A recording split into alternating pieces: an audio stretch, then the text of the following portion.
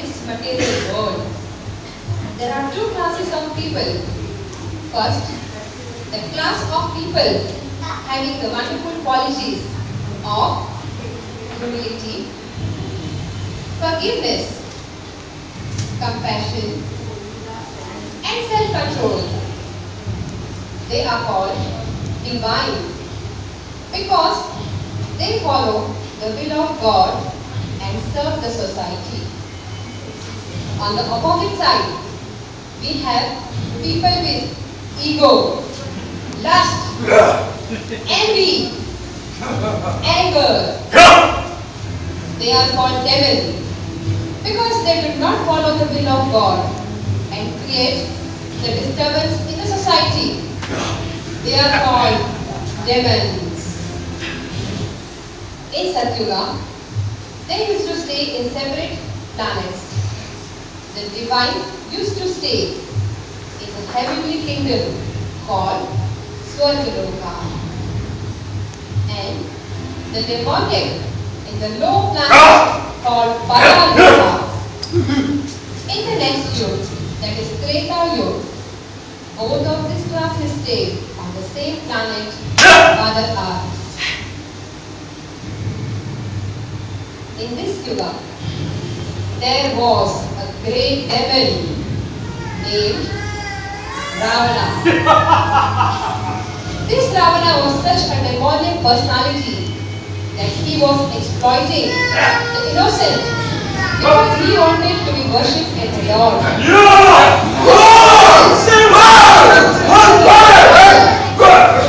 He was persecuting the Brahmanas and Vaishnavas. He would love to drink the blood. He built an entire city that was made of gold.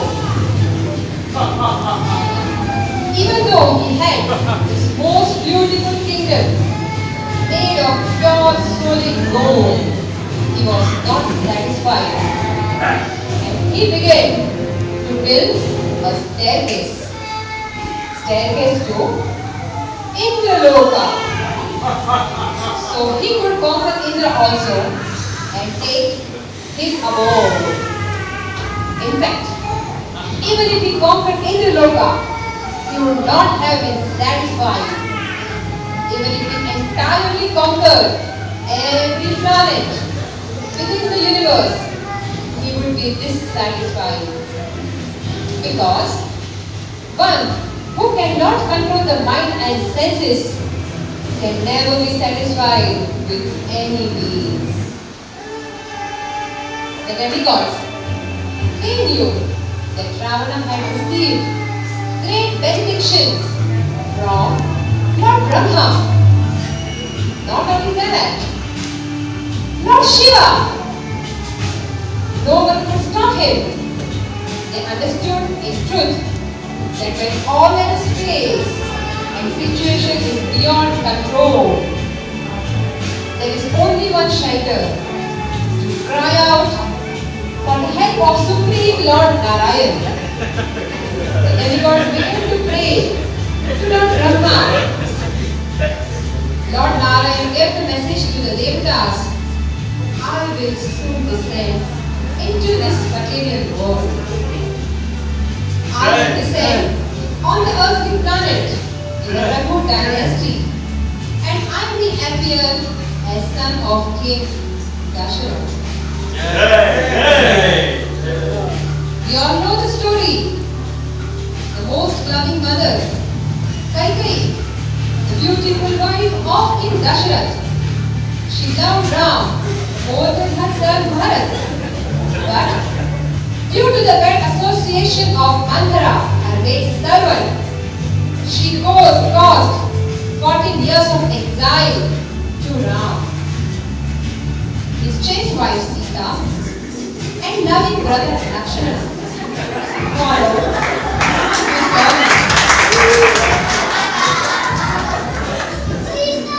Lord Ram chose a place called Panchakuti in Dandaka to stay. One day, a demoness, Surpanaka, none other than the sister of mighty demon Ravana, happened to pass she saw the beauty of Lord, she developed a great attraction for him. It was not out of love, but only lust. She changed her external form, became the most beautiful lady, and then approached Lord Ram. He told her that please marry me. Lord Ram, understanding the desire of Surpantha, thought of some humor. He told her that I am married and here is my wife Sita. Why don't you go to my brother Lakshman? He is very handsome and he can satisfy all your desires. Surpantha was driven by lust and so immediately accepted the offer. Lakshmana did not accept it and sent her back to Ram, saying that I am just the maid servant. She was swayed between Ram and Lakshman a few times, and she soon realized that Lakshman is not a good proposer, and Ram will not accept her till Sita is there. Out of envy, anger, frustration, she attacked Sita. However, Lakshmana became furious and punished her by cutting the nose.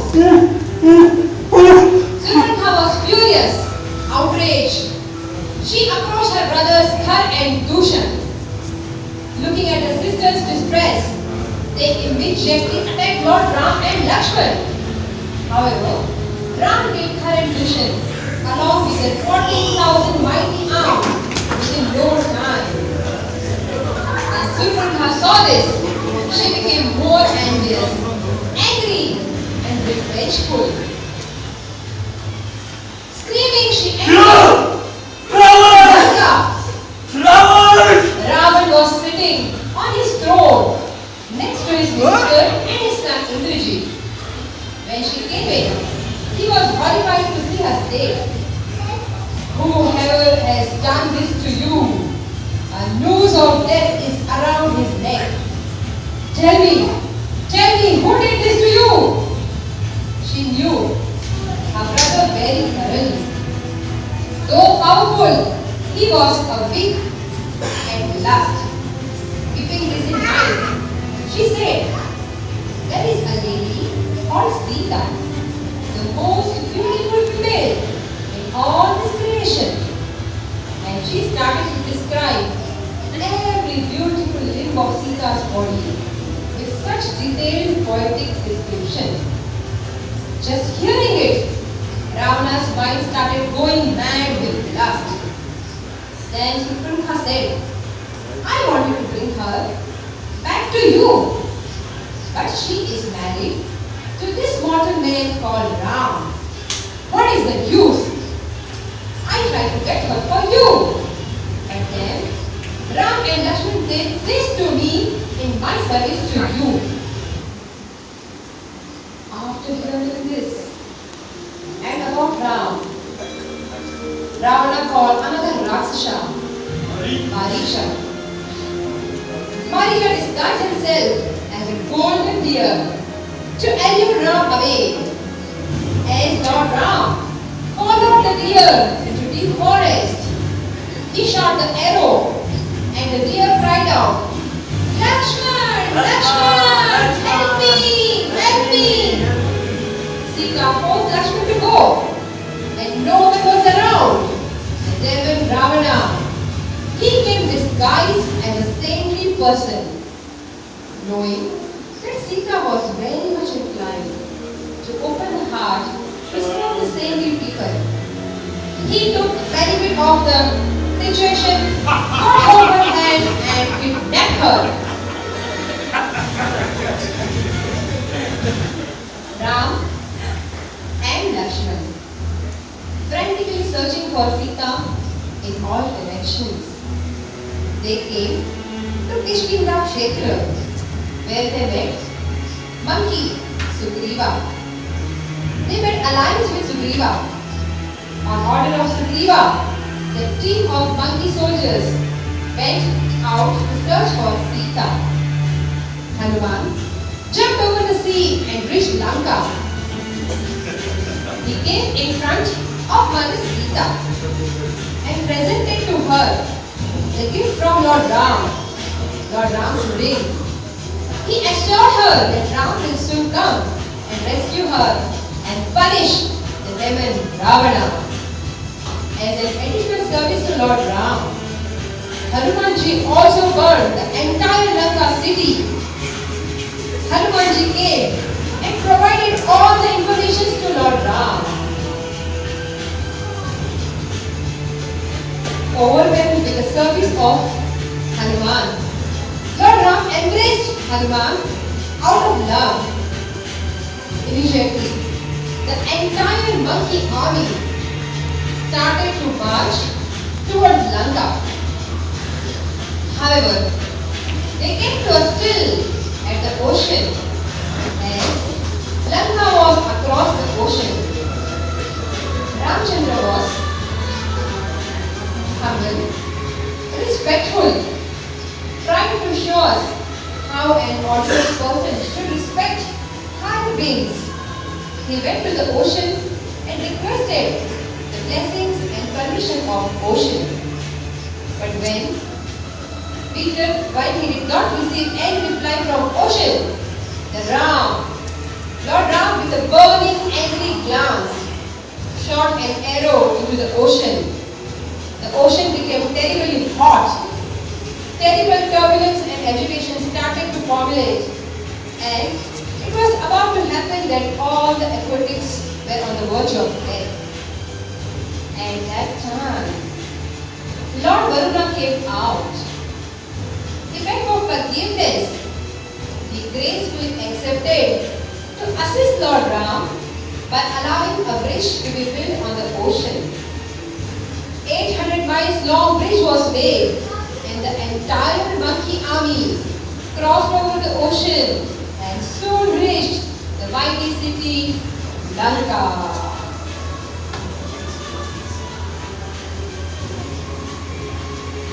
The great battle of Lanka ensued. Ravana was sending his generals one after another. His sons, his brothers, his uncles, all were defeated and nothing seemed to succeed. Ravana was becoming frustrated. As a last resort, he woke up Kumbhakarna. But Lord Ram in no time killed Kumbhakarna. Ravana was outraged. Ultimately, he sent his son, Indrajit. That was a great battle. And ultimately, Indrajit was killed by Lakshman. Very soon. When the news came to Ravana that his eldest son Indrajit was also killed, he couldn't believe it. He was outraged and heartbroken. He decided to enter the battle himself. Ravana appeared on his magnificent chariot. There he comes in front of Lord Ram, who was just standing on the ground with his bow and arrow. Demigod Indra sent his charioteer Vandali.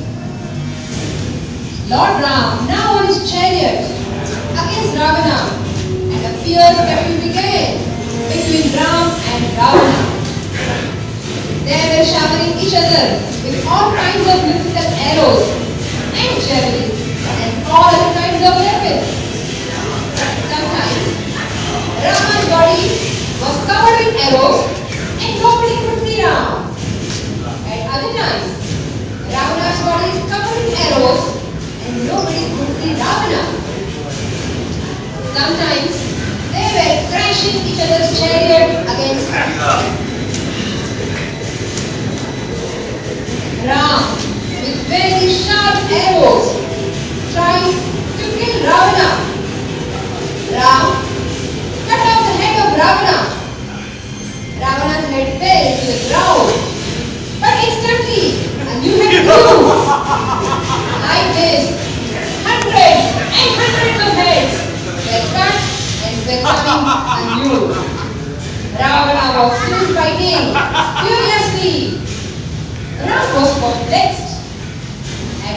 time came there Vibhishan.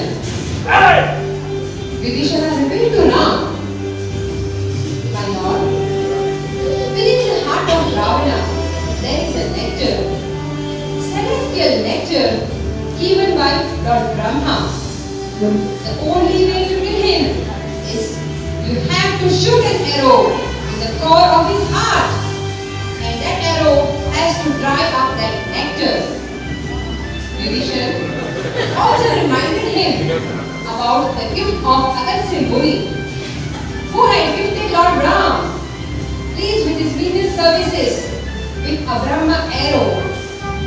Agastya Muni also gave him special prayers called Aditya Hridaya Mantra and instructed Ram that if he chanted sincerely these prayers, in his heart, then he will get the power expounding from Lord Vishnu, and then he could conquer all enemies. Ramchandra, in his heart of heart, remembered Agastya Muni with gratitude, took his blessings, and then he pulled out the Brahma arrow back. When the Rama pulled back that arrow, the arrow became totally effulgent. The whole world began to tremble. It made beautiful but tumultuous sound.